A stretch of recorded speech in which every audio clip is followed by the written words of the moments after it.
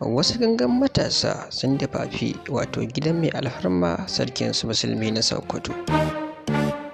'Yan sanda a jihar Sokoto sun kafa dokar ko ta ɓaci a jihar ta Sokoto biyo bayan rikice-rikicen da ke biyo bayan kisan na Dibor. Assalamu alaikum masu sauraro, sannunku da kasancewa da mu musamman a daidai wannan lokaci. Ni zan karanta muku labarin.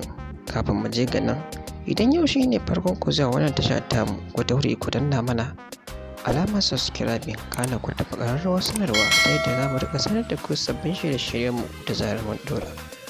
Sannan idan bidiyon ta muku, ku daure ku danna mana alamar liking, ma'ana ɗan yatsa don nuna gamsuwa da bidiyon da muka kawo muku.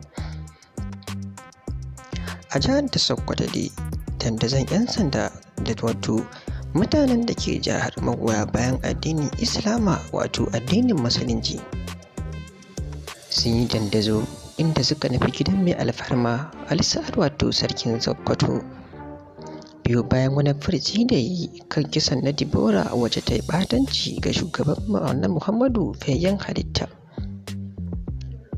A farcin nasa, sarkin musulman inda yake duk wanda ke da hannu a kisan na Dibora a ɗan tsatsauran mataki a kansa, inda matasan suka hassala biyu bayan an kama ɗaya daga cikin wanda ake zargin yana da hannu a kisan na Dibora, wanda yanzu haka ina hannu inda sun kama shi ina garkame.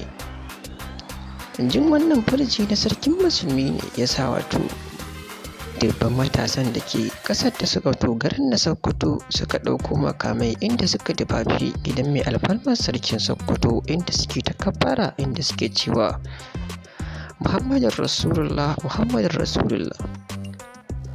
Ganin nan da zan yan matasan na ta tururuwa zuwa gidan sarkin, dan take 'yan sanda da sojoji suka fara tarwatsa wannan jama'a ta hanyar tilla musu iskar tiyagas. Bayan wannan iska da suke cilla masu, kuma su ma matasan ba su tsaya haka ba, in sun cilla sai su dawo musu da ita. Hakan ya sanya wannan matasa suka tarwatse daga wannan zanga-zanga. Wannan farci da na mai alfarma sarkin musulmi ya tunzura matasan ƙasar Najeriya baki ɗaya, ba iya na Sokoto ba, inda yanzu haka matasan da ke tsananin faɗin Najeriya suna da tofa albarkacin bakinsu kan wannan kes da ke faruwa.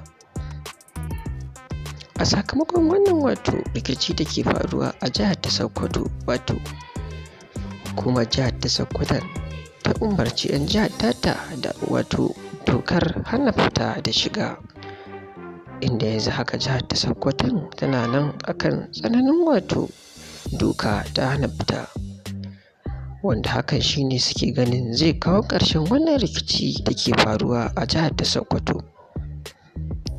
Mu nan sai dai mu ce Allah ya kyauta, Allah Ubangiji ya kawo mana sassaucin wannan rigima da ke faruwa. Su kuma shugabannin namu, Allah ya ba su ikon kamanta gaskiya akan wannan abu da ke wakana. Ku kasance da wannan tasha tamu da Dogon Beni 24 domin kasancewa da abubuwan da ke wakana akan wannan batu. Wassalam.